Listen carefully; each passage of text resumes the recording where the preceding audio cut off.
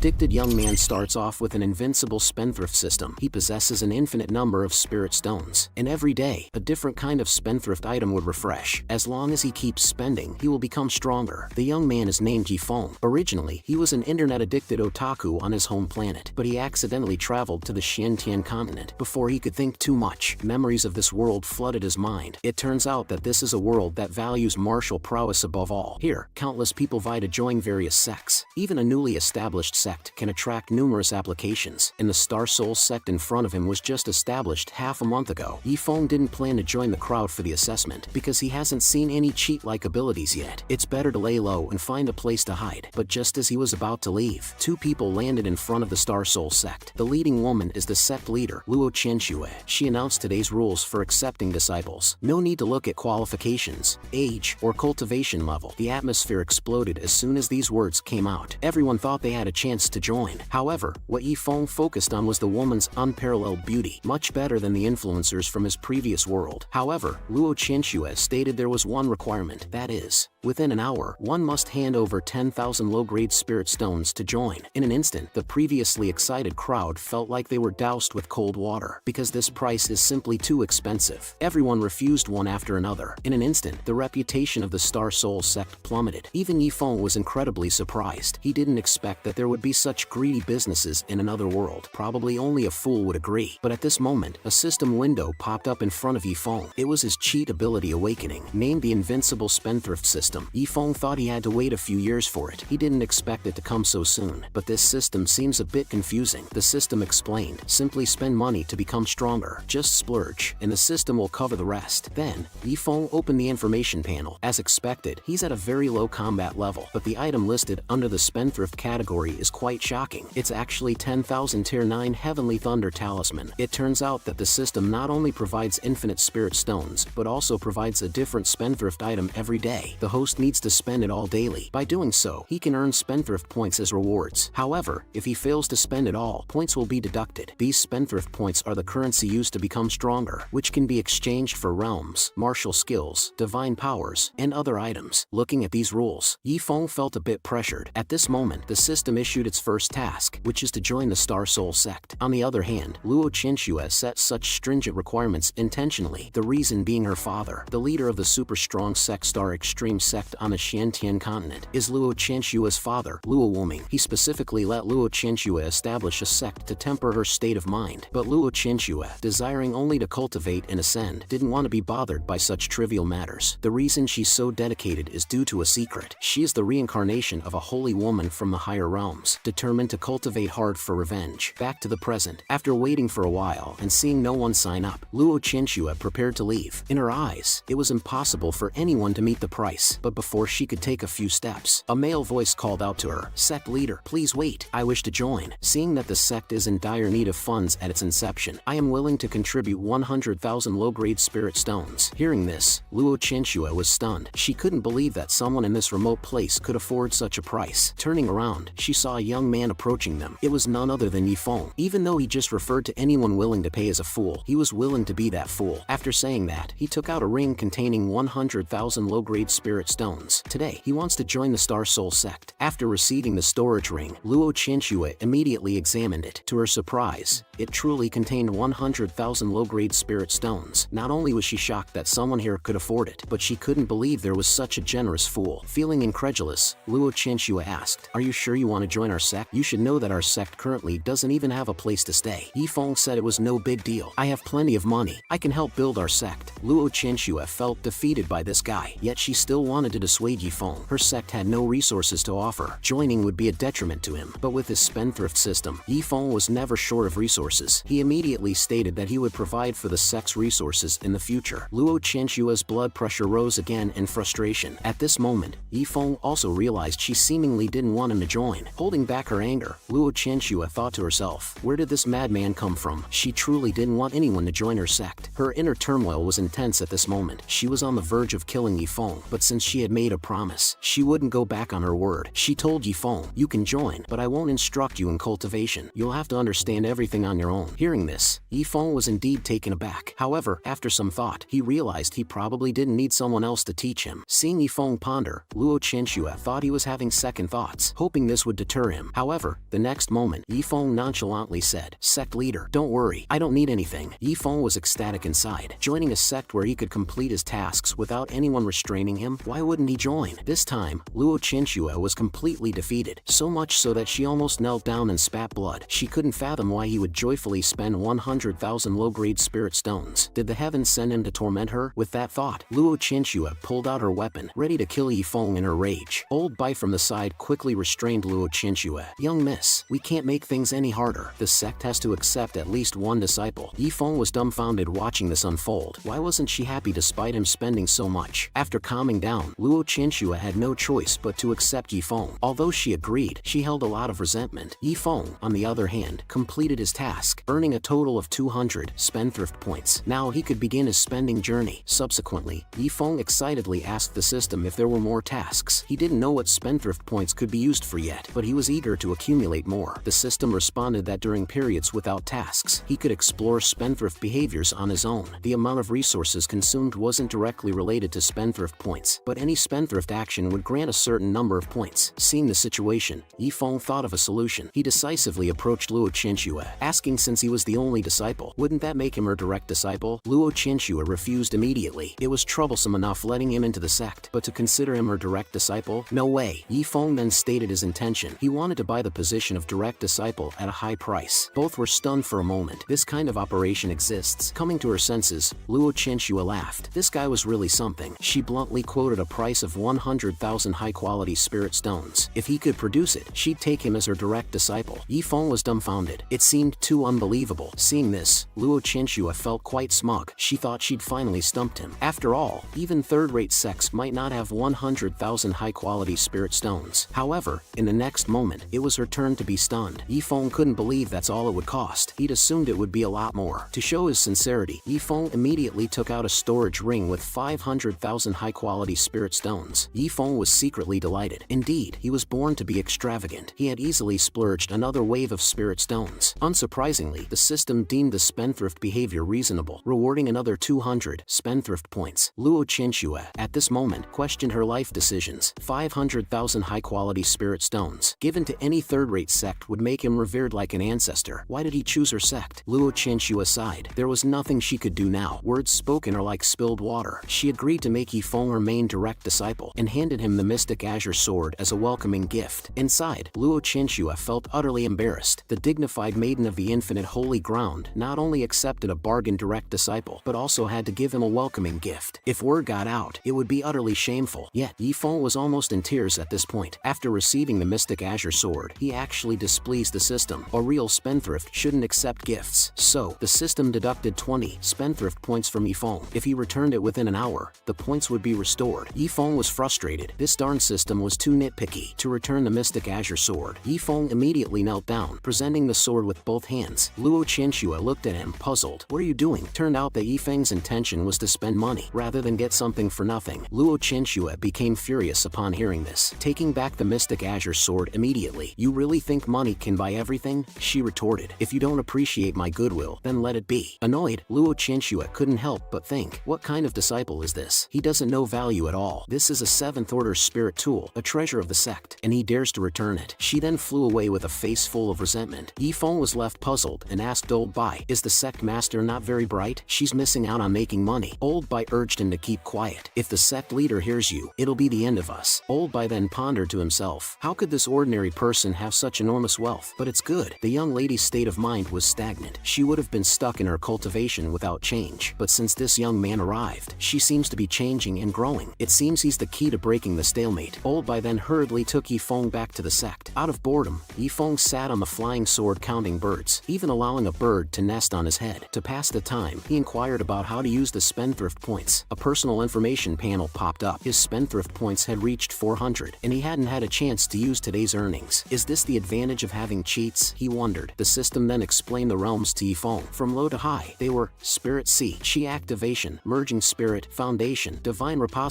Purgatory, Purple Mansion, Original Spirit, Void Penetration, Tribulation Crossing Realm, and so on. And the Spendthrift points could be used to enhance these realms. The Spirit Sea realm required 10 points for each upgrade. Chi Activation realm needed 100 points for each level, and so forth. Hearing this, Yifeng was overwhelmed. The points required for the subsequent levels are too high. Isn't it increasing tenfold? He then opened the Spendthrift Mall. There were various containers he could draw from, each costing 100 Spendthrift points. There was an extremely low chance to get high-tier rewards. After some thought, Yifeng felt it was a bit expensive, but if he tried and drew a high-tier reward, it'd be worth it. However, on second thought, even if he got a high-tier reward, would it be of any use to him? The system then stepped in to explain. For example, if you crush a 9th grade elixir in front of an alchemist, it counts as a spendthrift action. Yifeng indeed wanted to do this, but he's just a mortal now. Flaunting wealth in front of cultivators would only get him crushed. Soon after, for the sake of gaining power, Yifeng spent 90 spendthrift points to raise his strength to the 9th level of the Spirit Sea realm. The sudden breakthrough caught Old Bai's attention. Turning around, he was startled. This kid is actually forming his Spirit Sea. He then stopped flying, probed the spiritual energy around Yifeng, and was shocked once again. Just forming the Spirit Sea? Why does he need such an immense amount of spiritual energy? This would be enough for dozens of people. Yifeng, in his consciousness at the time, was also baffled. Why is it taking so long to form the Spirit Sea? As he thought this, more spiritual energy gathered around him. Old Bai was even more astounded. Is he trying to break through further? Usually, the first step in cultivation is to form the Spirit Sea, which is like laying the foundation. This process usually requires a quiet environment, assisted by elixirs to maximize the Spirit Sea formation, and after forming, it needs time to stabilize. But he didn't notice Yifeng taking any elixirs, let alone forming it during flight. A moment later, Old Bai was dumbstruck again, because Yifeng's realm was continuously breaking through, suddenly soaring from the first level of the Spirit Sea realm to the peak of the 9th level. Old Bai was absolutely horrified. What kind of genius is this? After the breakthrough was complete, Yifeng woke up, but he wasn't very satisfied, because it took a whole 10 minutes. Yes, to him, 10 minutes felt very long. By his logic, shouldn't it have been instantaneous? He then asked with an innocent face, Old Bai, it took me 10 minutes to break through 9 realms. Won't the sect master think I'm a failure? Old Bai didn't know how to respond. He wondered if Yifeng was bragging. If this was a failure, then he wouldn't even compare to a failure. In the past, even with abundant resources, it took Old Bai 8 months to go from forming the Spirit Sea to the peak of the 9th level. At that moment, Old Bai realized why Yifeng didn't want cultivation techniques or weapons. He must have a powerful technique of his own. But Yifeng was confused. What technique? I don't have one. Upon hearing that Yifeng didn't have a technique, Old Bai's face showed disbelief. To verify the truth, he personally examined Yifeng and was shocked once again. Yifeng had no spiritual roots, and his Spirit Sea was vast, like an endless ocean. At this point, Old Bai was baffled. He decided to wait until they returned to the sect for the young mistress to take a look. After arriving at the Star Soul sect, upon meeting Luo Qianxue, Old Bai relayed Yifeng's breakthrough, and that his Spirit Sea was 20 times larger than hers, while also skyrocketing to the peak of the Spirit Sea realm. Most bizarrely, he had no spiritual roots. Luo Qianxue was taken aback. She decided to personally probe him. To her surprise, what Old Bai said was true. She incredulously asked, Yifeng, without spiritual roots, how did you break through? Just then, a mocking laughter echoed from outside. The Full Moon sect came to visit, requesting an audience with the sect master of Star Soul sect. An elderly man spoke with a hint of malice. How come the Star Soul sect is so secretive? Surely, you can't have no disciples. Luo Qianxue was truly annoyed, having just taken on a quirky new disciple today, which was already a handful, and now she had to deal with these visitors. How was she supposed to cultivate in peace? She then went out to confront them, asking their intentions. The elderly man said he had heard that joining the Star Soul sect required 10,000 low-grade spirit stones. This intrigued him greatly, so he brought his disciples to see for themselves, challenging them to a match. This made Luo Qianxue even more furious. Without any disciples, she could have simply refused. Such a nuisance. But then she thought, if Yifeng gets taught a lesson, would he leave the Star Soul sect? So, she let Yifeng take the challenge. Yifeng had no problem with it, but he needed to clarify if he could use talismans. After all, he still had 10,000 talismans to waste. Hearing that he could, Yifeng confidently stepped forward, then summoned his Heavenly Thunder talismans, piling them up into a small mountain, stunning the disciples of the Full Moon sect. Damn, how does he have so many Heavenly Thunder talismans? Each Heavenly Thunder talisman emitted the energy fluctuations of a 9th grade spirit item, meaning each one could unleash a full force attack of the 9th level Spirit Sea realm. The elderly man was dumbfounded. His 3 disciples were only at the 9th level of Spirit Sea realm. With so many talismans, even if he had more disciples, they couldn't possibly win. Yifeng didn't care. You said I could use talismans. He gleefully threw the Heavenly Thunder talismans, thoroughly enjoying himself. In an instant, the field echoed explode with countless explosions. Luo Qianxue and the others were left stunned. Each of these was a 9th grade Heavenly Thunder talisman. Each one was worth at least 1,000 low-grade spirit stones. To cultivators of the same realm, one was considered a trump card. And here was Yifeng, throwing them around like they were nothing, shaking their sense of value. The 3 disciples from the Full Moon sect were shell-shocked, hurriedly calling their master to leave, thinking, this kid is such a cheat. Luo Qianxue was exasperated. How did this kid get so rich? She originally thought he might get beaten and leave on his own, but that seemed unlikely now. Yifeng looked smugly at his master, as if saying, I did well, right? However, Luo Qianxue misinterpreted this, thinking Yifeng believed she was weak, which is why she had him challenge the Full Moon sect disciples. Seems like she would need to demonstrate her authority as a master later. After several more hours of bombing, the 3 disciples from the Full Moon sect were bombarded miserably. They could only dodge throughout. Yifeng was ecstatic as he kept throwing, completely engrossed in this wasteful act. Finally, the disciples had no choice but to cry and beg their master for rescue. The elderly man seemed to misunderstand, thinking that all these talismans were given to Yifeng by the Star Soul sect. No wonder their recruitment standards were so high. Realizing he had bitten off more than he could chew, the elderly man decided to take his disciples and leave. Seeing this, it was Luo Qianxue's chance to shine. She intended to teach the old man a lesson. She revealed her strength in the original spirit realm, leaving the old man dumbstruck. Even their sect leader was only at the divine repository realm. With Luo Qianxue's strength, she could annihilate their entire sect alone. While Luo Qianxue wouldn't go to the extent of wiping out their sect, she did demand each of them to leave an arm behind. In order to save their lives, they had no choice but to comply. Finally, Luo Qianxue told them to leave. Witnessing this, Yifeng was genuinely scared. He hadn't realized his beautiful master was so ruthless. Luo Qianxue, maintaining her composure on the surface, told him to retrieve the remaining talismans, but internally, she felt helpless. Even after all this, she couldn't drive Yifeng away. At this point, Yifeng had a request. He still had over 9,000 Heavenly Thunder talismans left. Unable to throw them all by himself, he wanted Luo Qianxue to join in the fun. Facing this request, Luo Qianxue was speechless, but since he didn't seem to care, she didn't have much to say. She then agreed to Yifeng's request, curious to see how long this spendthrift could keep up. The two then began to throw Heavenly Thunder talismans. Witnessing such a spectacular scene, Luo Qianxue was reminded of a memory from her previous life, where her junior sister asked her to set off fireworks together. She remembered a phrase her junior sister said, if we can't enjoy ourselves till the end, wouldn't it be painful? Reflecting on it now, she felt her junior sister made a lot of sense. Meanwhile, old Bai, who was about to sleep inside the sect, was completely baffled. The continuous explosions made old Bai think there was an enemy attack. Upon realizing the noise outside was caused by the Heavenly Thunder talismans, he quickly got dressed to investigate. When he saw the situation, he was utterly stunned. Yifeng and Luo Qianxue were mindlessly tossing the Heavenly Thunder talismans. By now, Luo Qianxue had also succumbed to this wasteful behavior. She said nonchalantly, we're just disposing of the Heavenly Thunder talismans. Seeing this, Yifeng invited old Bai to join in the fun. Old Bai was furious. He immediately whacked Yifeng on the head, exclaiming, what nonsense are you two up to? Each of these costs 1,000 low-grade spirit stones. Even the wealthy Star Soul sect can't afford to waste like this. And young lady, what's gotten into you? Why are you participating in this folly? However, all of old Bai's anger dissipated when Yifeng took out 100,000 high-grade spirit stones. With a slight smile, Yifeng said, old Bai, I apologize for disturbing your sleep. Consider these spirit stones as compensation for some tonics. Old Bai promptly tore open his shirt, revealing his robust muscles, and eagerly joined in the wasteful act. The speed at which he threw the talismans was so swift that even Yifeng was taken aback. Indeed, money makes the world go round. At this moment, a system notification appeared. Yifeng earned 100 wastrel points as a reward, so this too counted as wasteful behavior. It seems next time, he should spend more spirit stones to get old Bai's help. After all was done, old Bai began to question his life choices. He never imagined he'd feel so exhausted from just tossing talismans. Of course, he reminded Yifeng, if there's any manual labor in the future, call on me. I may be old, but I have strength. Luo Qianxue watched silently, thinking the Star Soul sect would be in chaos soon. Then she teased, old Bai, you're one of the 8 senior elders of Star Extreme sect. Did you sell yourself for a mere 100,000 high-grade spirit stones? Old Bai retorted, it's not about the spirit stones. It's about the dignity of the elderly. The system appeared again, rewarding Yifeng with 1,000 wastrel points. With this, he could potentially advance to the 9th level of the Qi activation realm, a perfect 1,000 points to break through the realm, and the remaining few hundred to open some treasures. Yifeng recalled there were only 3 people in the Star Soul sect. Relying solely on old Bai might not be enough to waste resources quickly. If he had more junior disciples, the speed of wastefulness could be increased manifold. He envisioned expanding the Star Soul sect in the future, covering all the sect's expenses. Earning wastrel points seemed easy with this approach. As if on cue, a young man man appeared at the entrance, asking, "Does your sect still accept new disciples?" The moment the new disciple, Wufeng, entered the Star Soul sect, he felt something was amiss. The ground was full of craters, an old man who looked like he was on his last breath, a fierce-looking woman, and a man who appeared a bit simple-minded. Wufeng instantly felt the sect was unreliable. He wondered if it was still early enough to make a run for it. Yifeng warmly welcomed him, stating, "Yes, we are still recruiting. To join, you need to contribute 100,000 low-grade spirit stones. If you contribute 100,000 high-grade spirit stones, you can become the direct disciple of the sect master." He then proudly introduced himself. "I am Yifeng, the first disciple of the sect, and the eldest disciple of the sect master." This scene left Wufeng dumbfounded. Yifeng looked at him with anticipation, hoping he would say he didn't have the money. That way, Yifeng could sponsor his entry. However, this idea was rejected by the system, claiming such a wasteful method was not justifiable unless a reasonable explanation was provided. Seeing this, Yifeng quickly made up a reason. "We get along, alright? The moment I laid eyes on him, I felt like he was my brother from another mother. Is it wrong to spend a little more for my brother?" Surprisingly, the system accepted this reasoning, but at this time, Wufeng was preparing to slip away. He felt the sect was all about money and not trustworthy. However, Yifeng wasn't about to let him leave so easily, especially since he was key to Yifeng's wasteful plans. Yifeng swiftly locked Wufeng in a chokehold, preventing him from leaving. Just then, Wufeng received a message from his grandfather from the shadows. "Stay in this sect. Once I've dealt with my matters, I will come for you." Given that his grandfather had spoken, Wufeng ceased his resistance. Meanwhile, at the sect's entrance, an old man watched the Star Soul sect, recognizing it as the sect founded by Luo Wuming's daughter. Seeing Old Bai also present reassured him, which is why he was comfortable letting Wufeng join. Yifeng then dragged Wufeng to Luo Chenxue and said, "Master, I want him as my junior disciple. Look at how obedient he looks." Wufeng was at a loss, unable to understand why his grandfather insisted he stay in such an untrustworthy sect, but he had to obey his grandfather's wishes. Luo Chenxue watched helplessly, thinking that since they already had someone like Yifeng, what harm could another disciple do? She told Wufeng to hand over 10,000 low-grade spirit stones, assuming the new recruit couldn't possibly afford such a sum. She thought this would deter him. However, Wufeng, not lacking funds, promptly handed over 10,000 low-grade spirit stones, declaring his desire to join the Star Soul sect. Luo Chenxue was taken aback. Hadn't this guy been extremely resistant? Wasn't he eager to leave just moments ago? She wondered if she had been secluded for too long. Was this kind of trickery now the trend among people? Luo Chenxue had no choice but to accept Wufeng, yet she made it clear she wouldn't offer any guidance. He'd have to cultivate on his own. Luo Chenxue thought that surely he wouldn't stay after this. However, much like Yifeng before him, Wufeng said he didn't need resources or instruction. All the materials he needed for his primary cultivation were already provided by his grandfather. This statement infuriated Luo Chenxue to the point of spitting blood. She couldn't understand why people nowadays enjoyed playing the fool. Old Bai, finding the situation amusing, congratulated Luo Chenxue. "You've gained another disciple, miss." A defeated Luo Chenxue could only accept her fate, stating she would provide guidance on their cultivation tomorrow and advising them to find a place to stay on their own. She left with a heavy heart. Seeing this, Yifeng grew slightly concerned for their lovely master. Would she be so upset that she becomes delirious? She's actually going to instruct us? Noticing Wufeng's apparent wealth, Yifeng, who had previously considered sponsoring him, decided not to assist him in becoming a direct disciple. Having one direct disciple, himself, was enough. At this point, Luo Chenxue indeed felt delirious from anger. Afterward, Yifeng struck up a conversation with his new junior, discovering his name was Lung Wufeng. Taking advantage of his status as the eldest direct disciple, Yifeng promptly promoted Wufeng to an inner sect disciple. Wufeng was speechless. His senior seemed to be the most unreliable and not too bright. After settling down, Yifeng prepared to fleece Wufeng. Upon entering, he noticed an extraordinary alchemy furnace. "Wufeng, are you an alchemist?" Proudly, Wufeng raised 3 fingers, indicating he was a third-grade alchemist. His pride was understandable. In this world, roles like alchemists, artifact refiners, talisman masters, formation masters, etc. were highly revered. Merely holding such a title could earn you great respect, as even a small pill, a talisman, or a divine artifact could determine a person's cultivation and survival. In his mind, Wufeng already imagined Yifeng begging him to refine pills. Although he usually turned down such requests, Wufeng would be more than happy to help his fated senior disciple. Apart from that, Wufeng was at the peak of the merging spirit realm's 9th layer. If he revealed this to Yifeng, his senior would undoubtedly be shocked. However, these were all figments of Wufeng's imagination. Back to reality, Yifeng's reaction to Wufeng's alchemist status was simply a casual, "Oh." Wufeng was baffled. "What's with that? I'm a third-grade alchemist. Is that all you have to say? Shouldn't you be astonished and then lavish me with praise?" At that moment, Yifeng suddenly asked, "Among the third-grade spiritual herbs, which ones are particularly rare?" Wufeng thought for a moment and replied, "Bamboo demon grass, white spirit flower, purple thunder fruit, and among others." Even a 9th 12th-grade alchemist rarely encounters these. Yifeng acknowledged his response. He then accessed a system, specifying the herbs that Wufeng mentioned. He proceeded to open 4 jars. A short while later, after spending 1,200 spending points, he obtained 2 bamboo demon grass, 1 white spirit flower, and 3 purple thunder fruit. Seeing Yifeng frozen in place, Wufeng assumed that his senior didn't recognize these herbs and was feeling ignorant. Wufeng consoled him, saying it was normal for those not trained in alchemy. However, to his surprise, Yifeng suddenly bolted out, mentioning that he was getting water. Wufeng chuckled internally, thinking his unpredictable senior was rather considerate. Wufeng decided to craft a few more pills for him later. However, moments later, Yifeng returned with a pot of soup. Wufeng was taken aback when he recognized the rare herbs he had just mentioned floating in the broth. Hurriedly, Wufeng fished the herbs out of the soup. After confirming their authenticity, he felt like he was about to explode. "Brother, you've wasted treasures." Without warning, Yifeng snatched the herbs back from Wufeng and casually remarked, "I heard that brewing spiritual herbs is beneficial for cultivators. My mistake. I thought these few spiritual herbs were something special." As he spoke, Yifeng proceeded to crush the herbs under his foot right in front of Wufeng, even grinding them a few more times for good measure. Panicking, Wufeng shouted, "Stop!" He lunged towards Yifeng, trying to salvage whatever was left of the herbs, but upon closer inspection, not even a trace of the herbs remained. Wufeng felt numb from the shock. Yifeng, having successfully wasted resources, earned 1,500 spending points. He chuckled, feeling that his waste had been profitable. After all, he had only destroyed 3 herbs, yet he still possessed 6 in total. At this point, Wufeng felt utterly dejected. Witnessing such precious herbs being destroyed right in front of him was unbearable, especially considering that even his grandfather had never seen such rare herbs. Wufeng was inconsolable, crying bitterly. Yifeng approached him to offer some comfort. It's okay.